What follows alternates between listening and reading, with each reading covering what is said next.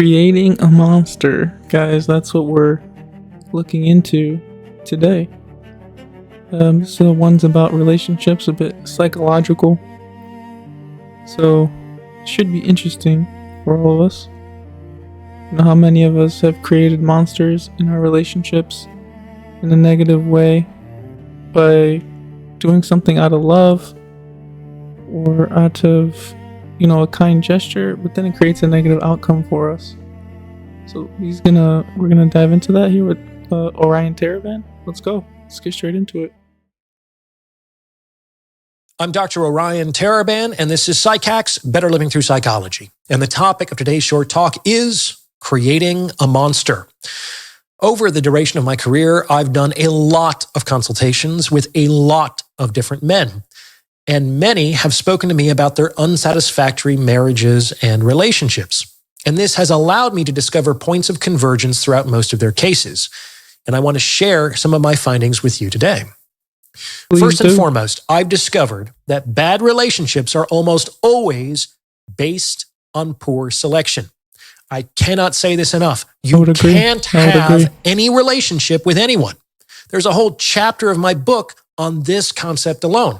You can only have certain kinds of relationships with certain kinds of people. For whatever reason. Very true, guys. I mean, look at us men, right? Like, how many times do we see a girl out there? We think she's hot, or we think she's very attractive, but it might not be the best choice for us, because maybe our personalities don't align, or we don't have the same values. So he's right on. So just keep watching. Certain people are not temperamentally or emotionally or psychologically able to have stable, peaceful, loving, long-term relationships. And it's not your job to figure out why or how to fix them so you can get what you want from them. If you insist that you should be able to have the relationship you want with the person you want to have it with, independent of whether or not that person can emotionally or psychologically do so, then, my friend, you're on the path of pain. It won't work out for you, but you'll only figure out that I'm right after years of conflict, heartache, and despair. No bueno. In any case, it's poor selection that is almost always to blame. Every Walmart Plus member knows free delivery means unexpected guests of any size are not a problem. Carl looks like he can eat. Wait for this ad to get out of the way. This is why I'm a Walmart Plus member. Groceries delivered free today. He's spitting facts, though. I see you, Carl. This is important. Imagine being able to build an app with your name on it, just by thinking about it. Meet Base 44. But that doesn't really help someone who's already in a difficult relationship now, does it? He can't turn back the clock and pick someone else. And even if he could, would he? In any case, I'm going to spend the rest of today discussing the second most prevalent factor common to unsatisfactory relationships. After listening to the arguments and stalemates of hundreds of men, it has become clear to me that a lot of these men were complicit in creating the dynamics of which they complained. Now, they almost always did this unconsciously and unintentionally. Very true what he's saying, guys. It's unconscious, and sometimes we do it without even wanting to. We try to be a good boyfriend, a loving partner, and we're feeding negative behavior patterns, and that comes back to bite us. So let's dig a little deeper. But they did it nonetheless. I call this process creating a monster. In my experience, most monsters aren't born, they're created.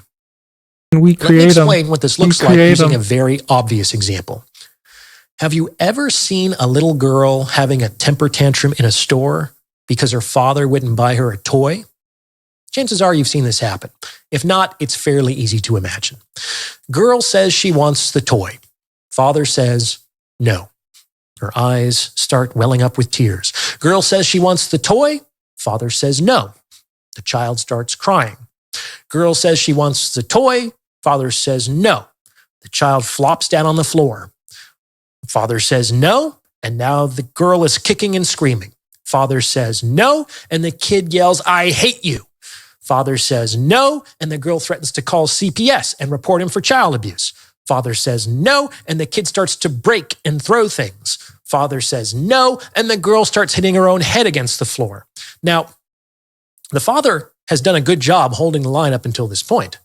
However, if the stakes are now too high, if he suddenly caves and says, fuck it, fine, here's the goddamn toy, just stop it, okay? Then that parent would have created a monster that day. Yep, that's where we go He wrong certainly at didn't that mean point. to do that, but that's what he would do when he rewards the child. Very important, guys. It's at that point where you cave, right? Where whether it's your girlfriend, your daughter, coworker, where they're asking for something, they're building it up. You say no. You have the strength to say no 4 or 5 times. It's that 6th time where you just say yes. You just solidified it. You just solidified that monster in your life. And that's a very negative loop that you're going to get into, and it's hard to erase. Let's see more. Let's see more. For behaving like a monster. He taught the child the location of his thumbscrew, the emotional experience that he isn't willing or able to tolerate, and functionally instructed her in the behavioral protocol she needs to follow in order to get what she wants. The father could scold the child with his mouth afterwards, tell her that good girls don't act like that. He could sit down and have a conversation with her about her behavior and get a commitment from her not to behave like that in the future. He could use threats of future punishment to dissuade her from doing that again. But none of that really matters. None of these interventions are really going to work because he reinforced the bad behavior. Exactly, guys. Contingencies trump communication. If you appreciate the insights on this channel, I would highly encourage you to get your hands on a copy of my book, The Value of Others. Skip this Over the part, course guys. of 432 pages, I delve and women and keep. Skip this real quick, guys, so we can get to the video. Want something? What do you think is going to happen? Her behavior is going to escalate to headbanging. Probably even faster than the first time because the parent has taught her that that is how to turn my no into a yes. All the child has to do is make things sufficiently uncomfortable for that parent, and he gives in. And the parent has taught the child that the most effective way of doing just that, in this case, is to hit your head against the floor. Over time, this transforms the child into a monster, which is obviously not good for the child, as no toy is worth such a metamorphosis, and it's certainly not good for the parent, who becomes increasingly angry, resentful, It's very and hopeless. true, guys. Pay attention. Giving in at that point was the worst possible thing that parent could have done. If the parent was honest with himself and understood that there was something his daughter could do that would cause him to fold, then it actually would have been better if the parent just got the kid the toy when her eyes started to well up. That way, not only would he not have had to deal with a temper tantrum at all, but he would have reinforced a much more manageable behavior as well. Basically, if you're going to give in, it's a good idea to give in as quickly as possible. All right, guys. So I agree with this point in principle, right? In principle, if you give in early, right, you're not going to have to deal with such negative backlash on the back end in terms of resistance. You gave in early, bam, you get the temper tantrum stops, theoretically, right? But I would not recommend the giving in early part to anybody, right? We got to focus on the opposite, which he's going to, I hope, jump into. But yeah, so just, put it out there. Don't give in early. You're just creating a different monster at that point. On the other hand, the parent could have decided not to give in to the child no matter what. What we have Not to if do. she breaks stuff or calls CPS or screams until she loses her voice. Not if it takes hours and hours and hours of patience and self-control to hold the line. It doesn't matter. If he chose not to give in, no matter what, none of the bad behavior, though manifested, would have been reinforced. And this means that it would already have begun to disappear. Like, that kid might try those shenanigans a few more times, and it will likely be a very uncomfortable few more times for that parent. But if the parent holds firm then the kid will eventually learn that shit doesn't work. And the child will eventually abandon that strategy in favor of some other kind they have to. of they tactic have no or other manipulation choice. because it's not so stupid that it will continue to execute behaviors that don't work and have never worked. There are That's true. moments you That's the hardest thing to do. Your life. To say no to someone that you love Abercrombie and actually mean it. Life well traveled.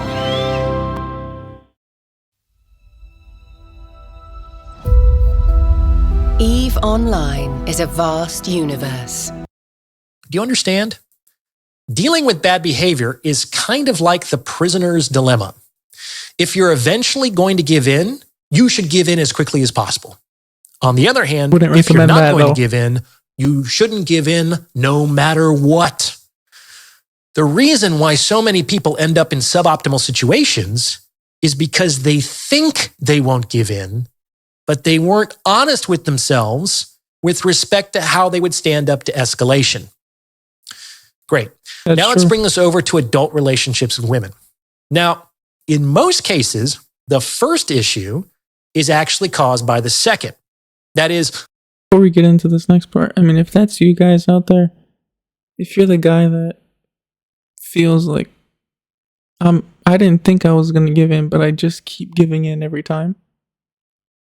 It's time to reflect a little bit. Reflecting why am I giving in? What's causing me to give in? Just dig a little deeper, find those questions, and you can dissect from there. The reason why so many women might be poor candidates for good relationships is not because they're like inherently broken, but because they were trained in monstrous behavior by other men in their lives. Most likely their fathers or their exes. This is a huge thing too, guys. As guys, we gotta stop enabling these women to get our relationships from us. If you meet a girl on the first few dates and you notice that she's already been a monster, someone else has created that monster, just leave her alone. Just leave her alone. Eventually she's gonna have to think about, why is nobody accepting me in a relationship? Don't put up with it, guys. Just for what? For sex or something like that? It's not worth it. Not worth it. Seeing that behavior in your current relationship because it worked in their previous relationships, and she's expecting that you won't be much different. Make sense? Now, don't think that the kind of behavior I just described is unique to dysregulated children. I have seen more than once with my own eyes grown women doing all of those things and more. The kind of shit that can happen in relationships behind closed doors is almost incomprehensible.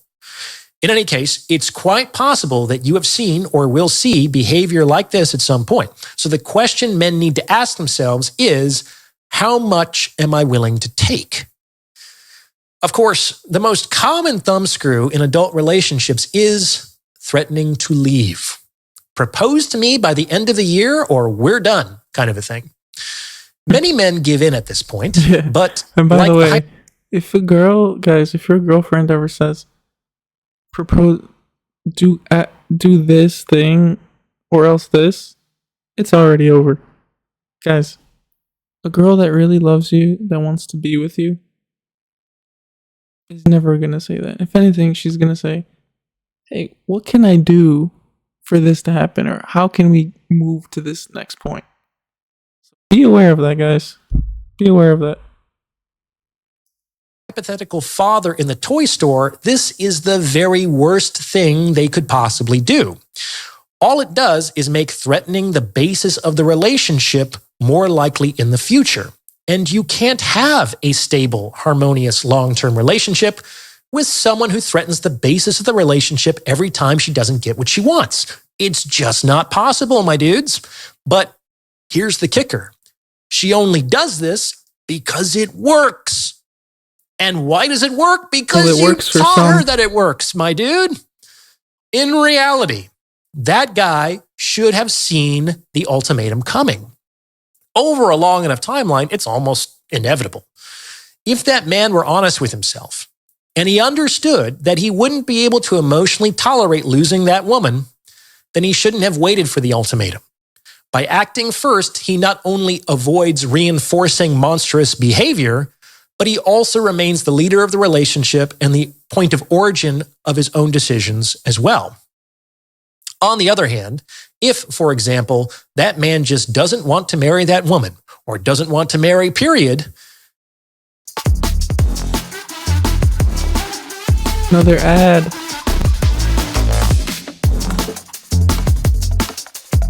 What do you guys think though so far? Useful information, right? Should be something that we apply in our lives. Insurance companies are trying to remove a viral Trying not to social create media these video that monsters, claims whether it people be at involved work, in a at car school, accident in the last year or could with our receive up to families. 10 times more Something from their to be aware settlement without of. hiring a lawyer or going. Then he has to be willing to hold the line no matter what. And this includes the willingness to suffer the pain of losing any particular woman. Some women will leave, and in doing so, they kind of confirm your decision, as their behavior reveals that they love what they want more than they love you. So why would you increase your commitment?